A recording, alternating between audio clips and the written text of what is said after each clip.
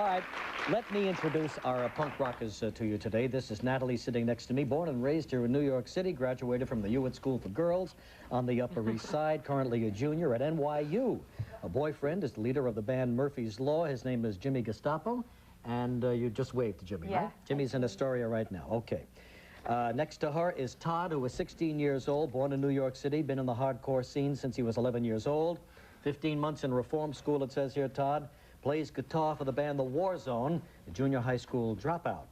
Christine, next to him, attending Pratt Institute in Brooklyn, been into the punk scene for 6 years. She's about 21 years of age.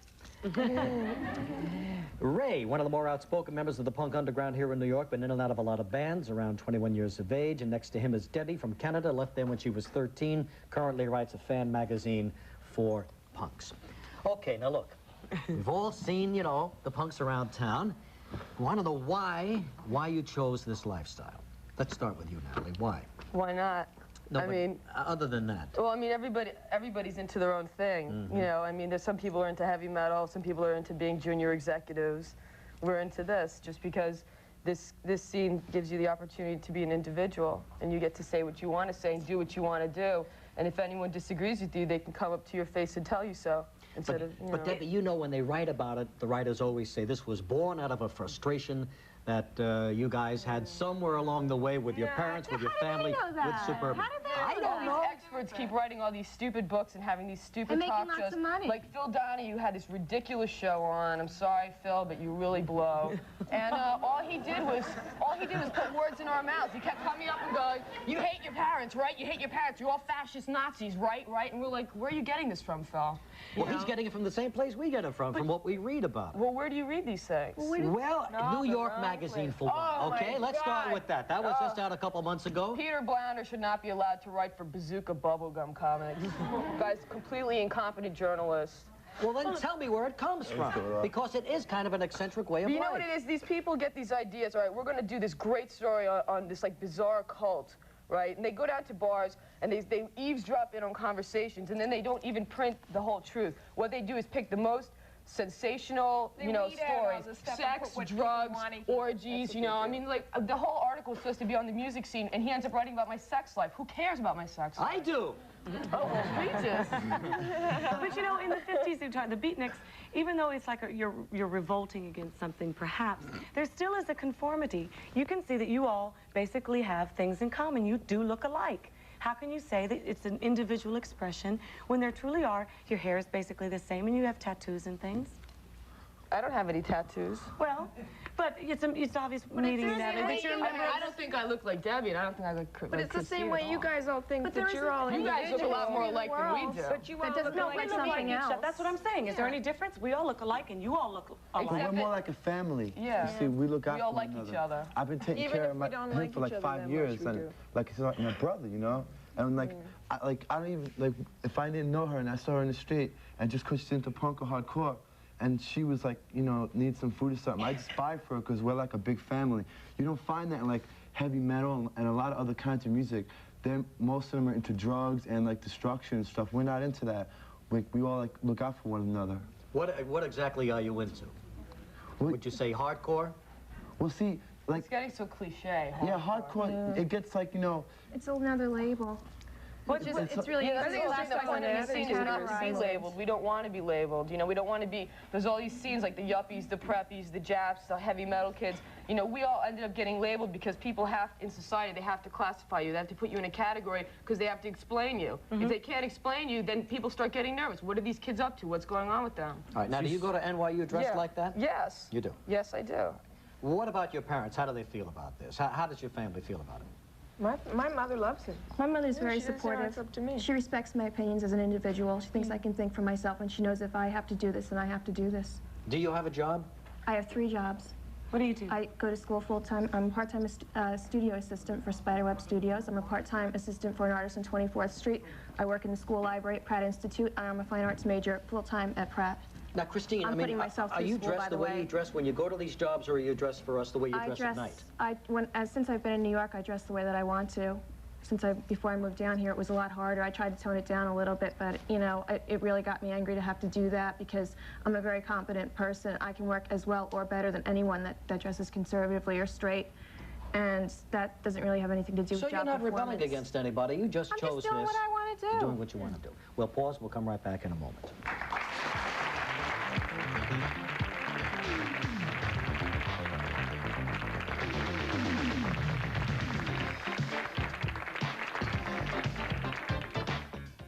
Get with your friends and turn on an hour of big bucks and tough trivia with New York's #1 fun. Sale of the Century at 4, Jeopardy at 4:30, today on Channel 7. Play School presents Mother's Minutes with Joan London. The other day, my 2-year-old... Okay, we're talking about the punk scene today. We have 5 young people with us today, and we're trying to find out about it. Now, Kathy brought up a good point during the break. These fights that break out in the places, in the clubs that the bands are playing at. Does the music motivate all of that? No, that's ridiculous. See, for me, it's like I'll be watching a band play, like when the Cro-Mags played, the last show that they played. You know, it's like that music just made me move. You know, it just made me start going off. Then you got guys, you know, who come down to like all slam dancing, you know, and they just go around punching people, just going around going bam and just punching people. And it's not, you could just tell it's not, you know, they don't the music that's making a move. I mean, it's like, there's fights in every single club. You go to Palladium, and I mean, I have seen this at Palladium. These guys in Gucci suits start but isn't brawling. fighting a part of the scene? No, fighting is not a part of the scene. The only difference with our scene is that we're more honest. If you have some kind of beef with somebody, you go up to them, you try to discuss it. If they don't want to talk about it, you know, maybe it comes to blows, but I think that's a lot better than walking around me, behind each other's backs all the time, which is what other people do. Basically sticking up for yourself. That's all. You're just defending your rights. Don't tread on me. All right. Where did you sleep last night? I didn't go to sleep last night. Me and him just hung out after we got off work. None of us. Where are you going to sleep tonight? At home at our apartment on Ludlow Street. You guys share an apartment together? Yeah. How many people in that apartment? Just me, him, and Pitbull Chiba. What? Oh, Pitbull. Pitbull. Oh, the Pitbull. Chiba. Yeah, I thought that was another band. To watch it watches our band equipment. You what? It watches our band equipment. Because our neighborhood isn't the best neighborhood. Lower East Side. It's not really tough out there? Yeah. So now what about sex and drugs? Are you guys all into that? We're all like I am? sex, yeah. Sex. Heavy sex. No drugs in the scene? No. Us? It just deteriorates what you want to do. It diversifies everything. That's why our music says something, because a lot of other music, you know, throughout the 60s or whatever, it just, you go lose track, you know, what you want to do. Like, I guess, sort of like with the hippies, what they wanted peace and everything, but they all did so many drugs. You know, they just lost track after a while. You never had a marijuana cigarette, is that what you're telling me? No, I tried, yeah. I'm not saying I didn't, but then, you know, within myself, I learned that I wasn't going to go nowhere if I did that. I haven't drank in 10 months. I haven't touched anything no more. Well, it looks like we got you guys all wrong then, right? I mean, the public has a misconception about... Well, when the public doesn't understand something, they try to... Put it down. They either just try to destroy it, or they try to give it a symbol, a label, so no one understands it, and, you know, turn against it. Because everybody tries to make everything black and white. I could ask you about the future. How do you see yourselves growing up into like adulthood, and do you see yourselves getting married and having children and living in society and going to the bank? Yeah, it might not ever even come. You really can't worry. yourself. Nothing ever works out the way you plan anyway. But don't you want to marry Jimmy Gestapo and have little Gestapos? Start a little camp in Queens. But really, don't you want to get married someday? I can't really think about it. I'm 20 years old. You know, my goals in life is not to get married. What is your goal and do dishes for the rest of my life. Well, what is your goal? Gee, it is mine. No. Well, I like your ring. You guys see this ring? What is your goal in life? My goal in life, I guess my goal is really just to be happy in any way I can. Well, you're going to NYU. You're studying something. Yeah, well, I want to be, you know, I'm not going to, like, lie and say I'm into this poverty trip, because I'm definitely not, you know. I want to have money. Politically, where would you say you are? Everybody's different. You Yeah, can't everyone's got their own beliefs, just like everyone out here. Everyone's going to have their own beliefs. We're all individuals, you know, there's no... You can't sit here and say, yeah, we're all one thing, because everyone here has 5 different opinions. I doubt they're Republicans. I am. Something I would like to clear As up. a matter of I like fact, to say, the group Jimmy's has... a registered Republican. No, as a matter of fact, the group, if we can call it a group, has been called conservative, radical right. Well, Phil Donahue wants you to think that we're all fascists. You know, Sig Heil, Phil. A lot of us, what we try to do, I can't speak for everybody, but a general idea I got, you know, is that we're like all American. When you get into right wing and left wing, you get into politics and you'll always argue that point. Yeah. I mean, a lot of us, I think, are proud to live in America, because being communist is really downhill. You go nowhere being into communism. All right, we have a psychologist, Joy Brown from WABC Radio, who is going to come out here and give us her analysis of this whole movement, okay? We'll see if she's right, according to you. Right back. Punker, Jennifer, who has wandered in here a little bit late, but nice to have you on. I brought Jen Fraser. She was sitting out in the green room saying, my mother will never see me. And this, of course, is Joy Brown from WABC. Something I'd like to clear up is, like, punk rock is, like, pretty much died out, you know, just hardcore now. They all OD'd. And, you know, I'm not a punk, I'm a skinhead. And there's, like, a real big difference between punks and skinheads. Well, skinheads are, there's, like, it seems to be more unity with skinheads, like, stick together a lot more. They're bald. That's one thing. Okay, so you're a skinhead. You're not a skinhead, are you? No way. Well, what are you? Are you a punker? I'm just me. Just you. All right, fine. Okay, Joy, what is your analysis of all this? Well, first of all, I think, as you said in the opening segment, that every group of kids, when they're not children anymore, need to say, we're different than our parents. I think that's part of growing up in this society. For some of us, it was mini skirts and the boys wore long hair. We wore no makeup. These kids have enough makeup to last a lifetime for those kids who are hippies. And I think that's the point. I asked the audience, how do you feel about these kids? They said, why do they have to dress that way? And I think one of you said it. It's because you can then recognize each other. You can say, see, we're all similar. We believe similar things. We can hang out together, because that's part of adolescence, to feel like you belong. You're no longer a kid. You really don't want to be like your parents when you're in your mid to late teens and early 20s. These kids are basically, they're telling you they're not on drugs. Most of them are in school. A lot of them work. They like each other. So if they look a little weird... Are they rebelling against anything? Sure. What are you rebelling against? Ugly clothing. Ugly One thing I'd like Stop looking the way I'm dressed. Well, they're rebelling. Look, if you have no power, and the people who have power dress and look a certain way, what you want to say is nanner, nanner, because you're not going to be part of that structure, at least for a while.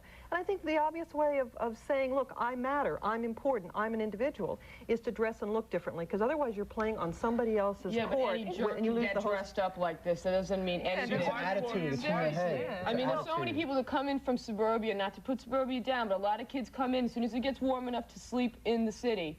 And they dress up like this, and they don't last a week. Can you be a punker and look like Kathy? There's plenty of our friends. Kathy is a well, not dressed like Kathy, but I mean, if she just put on a pair of sneakers and like jeans and a t-shirt, she can hang out with us. We're not into this dress deal. Joy. Yeah, Joy. So there, nanner. Listen, you said the kids don't last a week. What does lasting mean and what is not lasting? Because New York City's a hard place to make it. When you don't, what happens to them? When you, they get beat up, they get scared, they go home. It's like hardcore is a lifestyle, man. It's something it's not a costume, it's not a joke. We don't do this. If you had to describe in a sentence what hardcore is, what would you tell me? Being honest. Doing what you want to do. What is being honest? You can't just dress up and put on a costume, you know?